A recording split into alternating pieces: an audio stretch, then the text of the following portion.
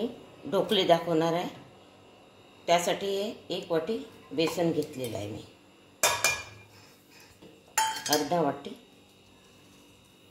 रवा, पाऊण वाटी दही घालून घेते। एकदम खूप आंबटही नाही, खूप गोडही नाही। आणि हा बारीक चिरलेला बारीक चिरलेला हा हिरवी मिरची, त्यामध्ये थोडी बारीक चिरलेली कोथिंबीर आणि चवीपुरतं मीठ,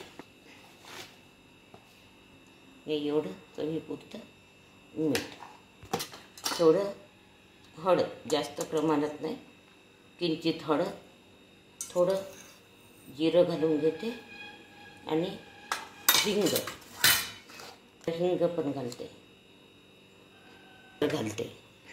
आणि यामध्ये 2 चम्मच साखर घालून घेते, थोडं तेल घालून घेते। याला एकजीव करून घेते।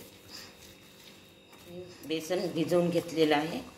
आता याला तेल लावून घेते डब्याला। कुकरमध्ये पाणी टाकलं आणि स्टँड ठेवलेलं आहे। तेल लावून घेते।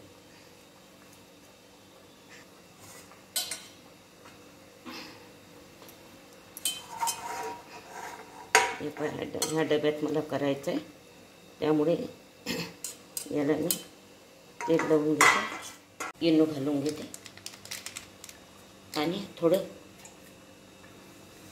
पाणी घालून घेते आणि याला मिक्स करून घेते छान।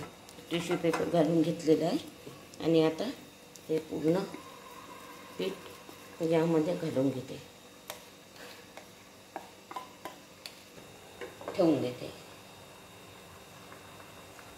शिट्टी लावायची नाही आणि हे आता वाफायला ठेवते। ढोकळा शिजलेला आहे। आता गॅस बंद करून घेते, थोडं तेल घालून घेते।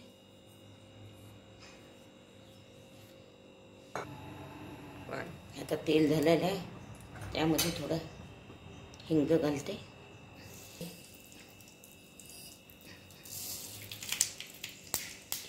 हिरवी मिरची, कडीलिंब,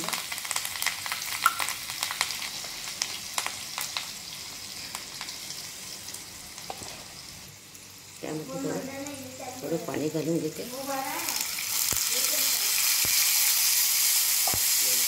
लिंबूचा रस घालते,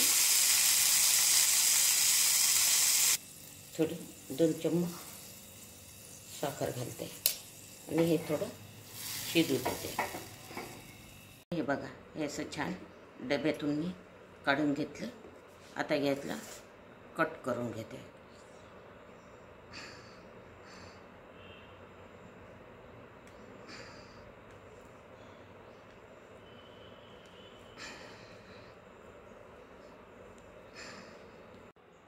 तडका यामध्ये टाकून घेते।